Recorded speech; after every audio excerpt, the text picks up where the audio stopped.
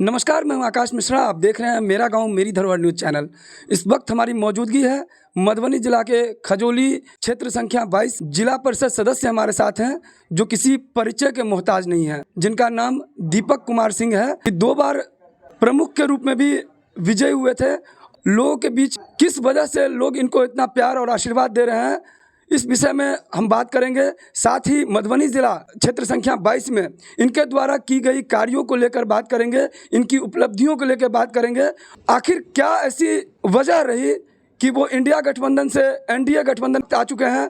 हालांकि पहले भी नीतीश कुमार थे और आज भी नीतीश कुमार हैं मुख्यमंत्री के रूप में। दीपक कुमार सिंह हमारे साथ हैं। क्या कहना चाहेंगे इस समय जिस प्रकार से बिहार का जो विकास है, और उसमें देखा जा रहा है कि नीतीश कुमार जिस प्रकार से इंडिया गठबंधन से एनडीए गठबंधन में आए हैं, इससे क्या फर्क पड़ने वाला है बिहार के विकास को लेकर? जनता को बहुत बड़ा घाटा होने वाला है। कोई भी सरकारें जब बदलती है, सरकारें आती है तो अपनी नीतियां के तहत आती है।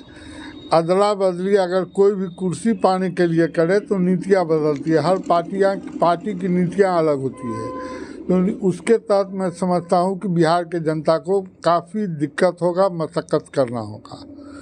बिहार के जनता को सांप्रदायिक शक्ति की ओर नीतीश कुमार जी ठेलना चाहते हैं, जो बिहार की जनता ने आज तक जिसको स्वीकार नहीं किया।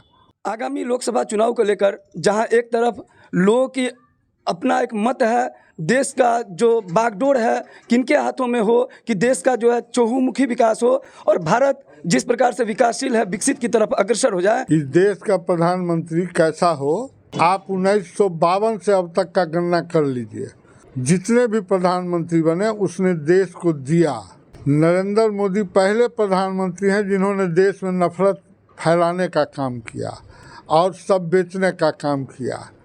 कांग्रेस के जो भी प्रधानमंत्री हैं उन्होंने देश को दिया, चाहे वो राजीव गांधी हो, इंदिरा गांधी हो, पंडित जवाहरलाल नेहरू हो, नरसिम्हा राव हो, सारे लोगों ने देश को कुछ न कुछ दिया। नरेंद्र मोदी जी ने देश को कुछ भी नहीं दिया, उन्होंने देश में नफरत फैलाने का काम किया। का प्रधानमंत्री राहुल गांधी को होना चाहिए। राहुल गांधी के द्वारा किया गया 5 ऐसा कार्य। गांधी एमपी होते हैं अमेठी से, एमपी होते हैं बारनार से। बारनार में देखिए उन्होंने गरीबों के लिए घर बनाया। आज देखिए अमेठी कितना विकसित है। जीत करके जीत लेना, जनता को भ्रम में देकर जीत लेना एक अलग बात है और काम करना एक अलग बात है। मोदी जी किस प्रकार से नफरत फैलाते हैं? हिंदुस्तान के 16 स्टेट में धारा 370 है, लेकिन कश्मीर ही क्यों? हर बिंदु पर राम मंदिर क्यों? मस्जिद क्यों नहीं? हमारे संविधान की प्रस्तावना में है, हम भारत के लोग का मतलब होता है कि हिंदू, मुस्लिम, सिख, ईसाई, हम संविधान से चलते हैं। मेरा कोई वजूद नहीं है। अयोध्या में जैसे आप राम मंदिर की बात कर रहे हैं, ये एक तरह से भव्य राम मंदिर बन रहा है, वहीं पर अयोध्या में ही एक विश्व का बड़ा मस्जिद भी बन रहा है, उसके विषय में क्या कहेंगे आप? नहीं, मंदिर की जमीन किसने दी? राम मंदिर बनने के 400 साल के बाद लड़ाई स्टार्ट हुई बाबरी मस्जिद और राम जन्मभूमि की। 400 साल के बाद जब कोई हिंदू नहीं मिला हिंदू मुसलमान ये करने के लिए, तो अंग्रेज ने निहंत सिंह नाम के आदमी को पकड़ के लाया और पहला एफआईआर हिंदुस्तान में राम मंदिर पे निहंत सिंह पे है। तो वहाँ से हिंदू मुसलमान को बाइफरकेट किया गया। खजौली क्षेत्र संख्या 22 जिला परिषद सदस्य हैं आप। आपके द्वारा जो कार्य किया गया है, आपकी जो उपलब्धि रही है वो क्या रही है? जिला परिषद सदस्य के रूप में मेरे अंतर्गत 7 पंचायत है। 17 उत्तर पंचायत में अब तक हमने लगभग 50 लाख का काम किया है। भकवा पंचायत में लगभग 40 लाख का काम किया है। इनरवा पंचायत में मैंने लगभग 30 लाख का काम किया है।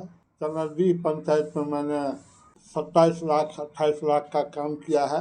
कन्हौली में हमने लगभग 30 लाख का काम किया है। यही मेरी उपलब्धि है। क्षेत्र में जैसे आप भ्रमण करते हैं तो क्या समस्याएं लोगों की आ रही है और आगे का जो योजना है वो क्या है? समस्याएं तो लोगों का ब्लॉक, थाना ये सब रहता है, तो जहाँ तक हमसे बन पड़ता है लोगों की सेवा करते ही हैं, लोगों की पैरवी पैगाम करते हैं।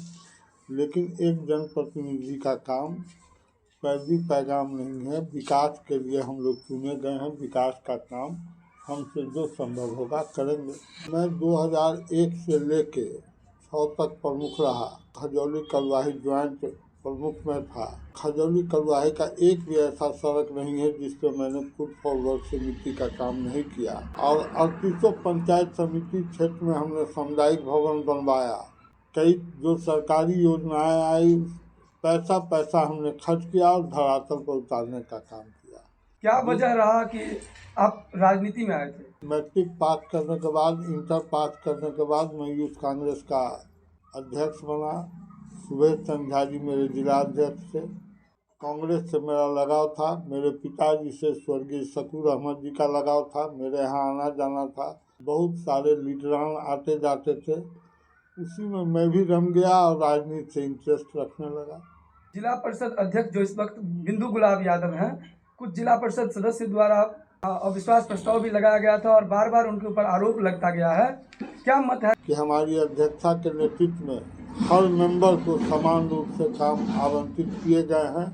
अब लोग नहीं काम करते हैं, इंजीनियर काम नहीं, अभिकर्ता चूँकि इंजीनियर होते हैं, इंजीनियर काम नहीं करते हैं तो उसके लिए अध्यक्ष तो दोषी है नहीं। जिला परिषद उपाध्यक्ष के ऊपर भी अविश्वास प्रस्ताव लगा था, क्या कहेंगे जिला परिषद उपाध्यक्ष को लेकर? संजय यादव जी नेक आदमी हैं, इसमें कहीं दो मत नहीं है। दीपक कुमार सिंह का पसंदीदा नेता है वो कौन है?